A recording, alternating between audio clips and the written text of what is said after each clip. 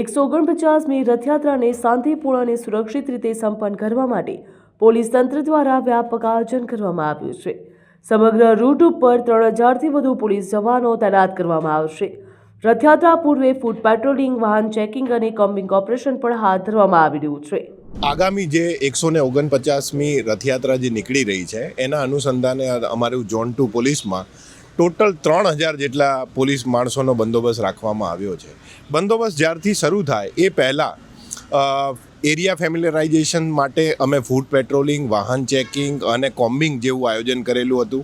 રથયાત્રા દરમિયાન કાયદોની વ્યવસ્થા જળવાઈ રહે તે માટે પોલીસ દ્વારા જનસંપર્ક અભિયાન પણ હાથ ધરવામાં આવ્યું, જ્યાં નુક્કડ નાટક, બાઇક રેલી, મોહલ્લા મીટિંગ અને ધર્મગુરુઓ, પૂજારીઓ અને શાંતિ સમિતિઓ સાથે બેઠક યોજી લોકોને સહકાર આપવા માટે અપીલ કરવામાં આવી।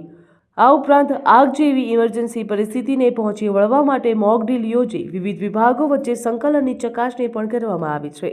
પબ્લિક કમ્યુનિટી સાથેનો જે ડેવલપમેન્ટ થાય એના માટે નુક્કડ નાટક, બાઇક રેલી અને એવા વિવિધ કાર્યક્રમો, મોહલ્લા મિટિંગ, ધર્મગુરુઓ સાથેનો મિટિંગ, પૂજારીઓ સાથેની મિટિંગ અને શાંતિ સમિતિની મિટિંગ, આટલી કુલ મિટિંગો કરવામાં આવી છે, જેથી કરીને વિસ્તારની અંદર રથયાત્રા અંગેની સંવેદનશીલતા ફેલાય અને લોકોમાં એ જાગૃતિ રહે।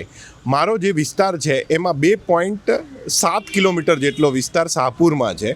જેટલા આખી રથયાત્રાના જેટલા સંવેદનશીલ પોઈન્ટ છે એના 40% જેટલા સંવેદનશીલ પોઈન્ટ અહીંયા શાહપુર વિસ્તારમાં આવેલા છે, પરંતુ પોલીસની કામગીરી અને અમારું જે અગાઉનું જે પ્લાનિંગ છે એને કારણે અત્યારે રથયાત્રા ખૂબ જ શાંતિપૂર્ણ રીતે થઈ શકે એ માટે પોલીસ સજ્જ છે, લોકો પણ તૈયાર છે અને લોકોનો સહયોગ પોલીસને પણ ખૂબ છે અને પોલીસનો સહયોગ લોકો માટે પણ છે।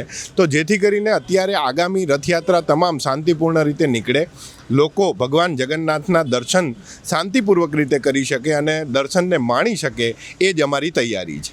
ગઈકાલે સ્ટેમ્પેડ અને ફાયર બંનેની મોક ડ્રીલ પણ કરવામાં આવી છે કે જેથી કરીને પોલીસ અને બીજા ડિપાર્ટમેન્ટ વચ્ચેનું કોર્ડિનેશન કેવી રીતના છે એ પણ અમે ચેક કરેલું છે અને એમાં પણ બહુ જ સારી રીતે બધા ડિપાર્ટમેન્ટ સાથેનું કોર્ડિનેશન અમારી મોક ડ્રીલની અંદર જોવામાં આવ્યું હતું। રથયાત્રા દરમિયાન ભીડના અસરકારક સંચાલન માટે 3000થી વધુ સીસીટીવી કેમેરા અને ડ્રોન કેમેરા દ્વારા સતત નજર રાખવામાં આવશે, જ્યાં પોલીસ અધિકારીઓએ તમામ શ્રદ્ધાળુઓને સિવિક સેન્સ જાળવવા, ધક્કામુક્કીથી દૂર રહેવા, વૃદ્ધો, બાળકો અને મહિલાઓનું ખાસ ધ્યાન રાખવા તેમજ સ્વચ્છતા જાળવીને પોલીસને સહકાર આપવા અપીલ કરી।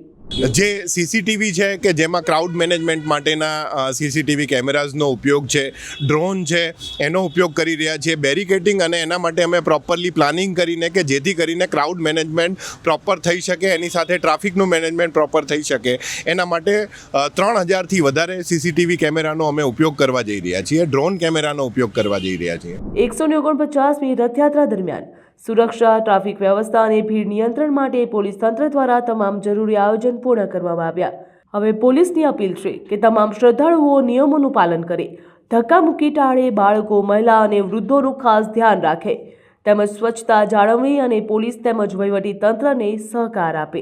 હું આપના માધ્યમથી લાખો જે ભક્તો અહીંયા દર્શન કરવા માટે આવે છે એમને મારી નમ્ર અરજ છે કે સિવિક સેન્સનો સંપૂર્ણ ઉપયોગ કરે।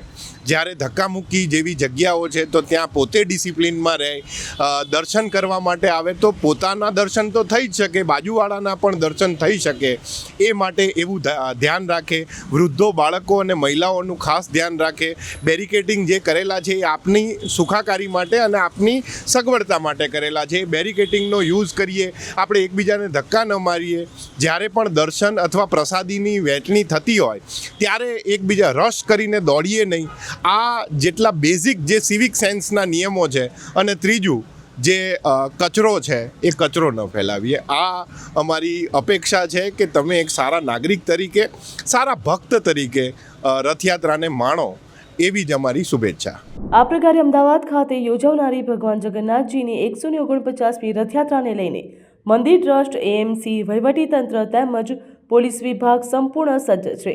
ત્યારે શાંતિપૂર્ણ રથયાત્રા યોજાય તેના માટે આપણે નાગરિકોએ પણ સહયોગ કરવો જોઈએ, તો આ મહોત્સવ આપણા માટે લોકોત્સવ બની જશે। બ્યુરો રિપોર્ટ, ગ્રોથ નાવ ન્યૂઝ।